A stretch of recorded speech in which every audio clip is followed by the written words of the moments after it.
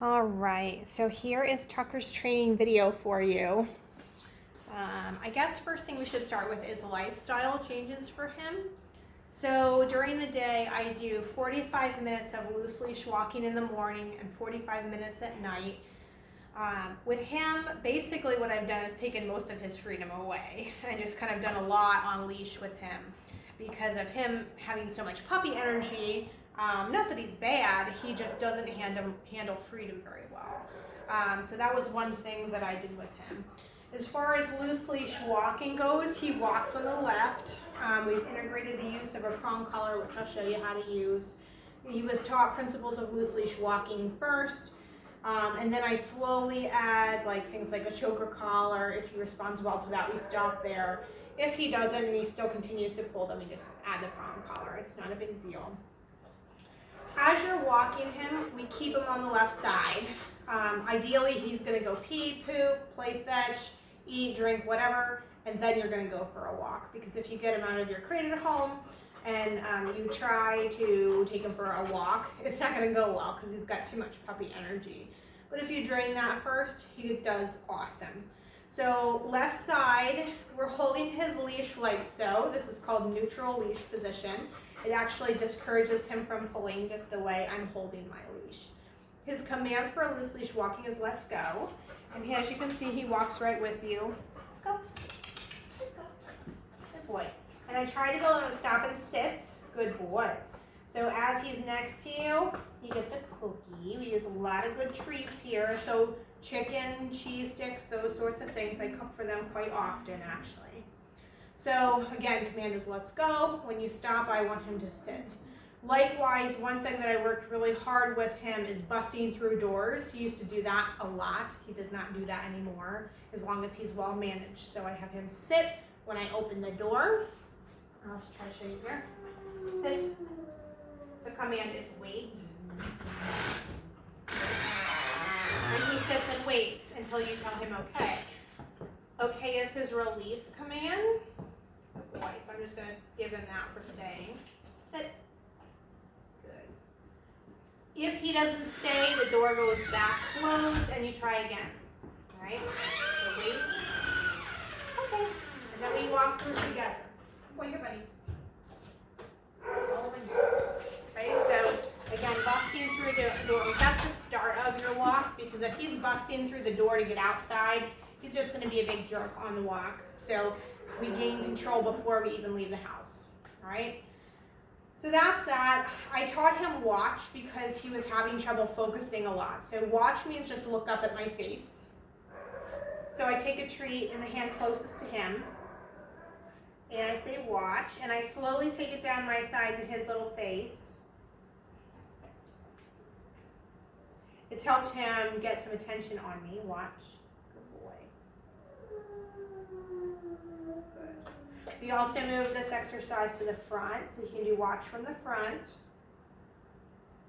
Watch. And you slowly take it down your front. So you can have that.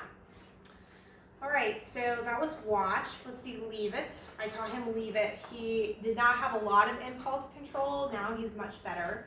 So I put a treat in my fingers here. Leave it. If he doesn't, he just gets a little bop. Leave it. Open hand and tell him take it when you're ready for him to have it. So take it means put it in your mouth. Leave it. Take it. Good boy. He can also do leave it's from the floor. This has been very hard for him. So I throw something down on the floor. He's going to try to go for it because he's not quite advanced to this point yet. Here, buddy. Leave it. Leave it. Come here. Come here. Come here. Yes. So the follow-up command to practice this at home is come here. Leave it. Come here. Good boy. So this is going to help calling him off of stuff. So if he finds a dead animal you don't want him to have, it's leave it. Come here. Now he doesn't even want that. Leave it. Good boy. Come here. Good boy. Gets my treat. When you're done with this exercise, treat gets picked up. So he never gets to have what's on the ground as a distraction to him. Okay? I'm going to open more treats because we went through that cheese stick really fast. Let's see if we can get you. Next thing we did was making his name mean rainbows and butterflies. Okay, so we play the name game a lot. You wait till he gets distracted by something and you say, Tucker, you say his name. When he comes to you, he gets a treat. This is a teeny tiny little recall. Smell my new treats. Tucker. He has to come very close. The treat's almost like it's attached to my body. I want him that close. And the reason is because I can reach down and grab his collar if I need to. Wait till he gets distracted. Good boy. All right, so he gets that. Last thing we really worked on was your start of your down stay and lie down and being able to settle. So down stay is basically a down until I tell you you can get up. Sit. Down. You can have a treat for lying down. The leash goes under my foot. Hopefully you can see that there. And he is staying there. Notice I didn't say stay. He's staying there. If he gets up like he just did, you step on the leash. As soon as he lies down, my foot is off the leash so he is comfortable. His release word is okay, and then he gets a treat. Now I'm going to back up a little so you can see this because I think you got out of frame here. Let's see. Sit. Down. Oh. Don't have anything in there. Sit. Down. Gets a treat for lying down. My foot is elevated above the leash, so he's down until I tell him he can get up. If he gets up, you just step. Okay, good boy. So his release word is okay with my hands in the air. And that means he can get up. So we didn't add stay yet because this isn't perfect. So we're only adding stay once he gets the idea of he's there until I tell him to get up, no matter what kind of distraction I throw at him. Okay? I'll show you one more. Sit. Down.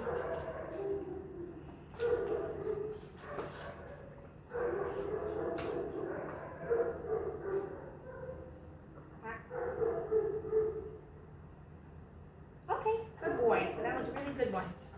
All right, so basically premise behind all that stuff.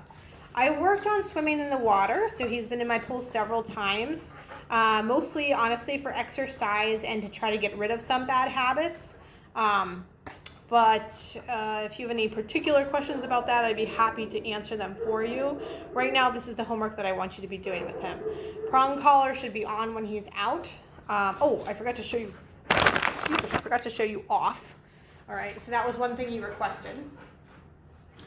Off is your feet are not on the floor and they need to be. So if he's jumping up on guests, those sorts of things. I do counter condition them, so I teach him that these things, hey, hi, they actually mean sit, because generally when people come to visit the dog or visit you guys, they go, oh my gosh, hi, how are you?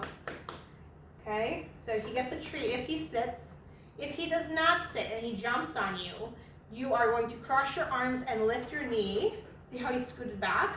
And ask him to sit, okay? He doesn't get a cookie though if he's jumping. He only gets a cookie if he resists and he sits. Biggest thing with this dog is a lot of impulse control exercises. Everything you asked me to do are impulse control exercises. So he's gotten a lot better, but I wear that prong collar on him when I'm home. He's out with me, just to kind of be able to reinforce it, because between good treats and a good corrective collar, there's no reason why they won't listen to you. So if you have any questions, you know where to reach me. I'll be happy to help you with whatever you need. And he's been awesome, so wonderful having him. You have a great night.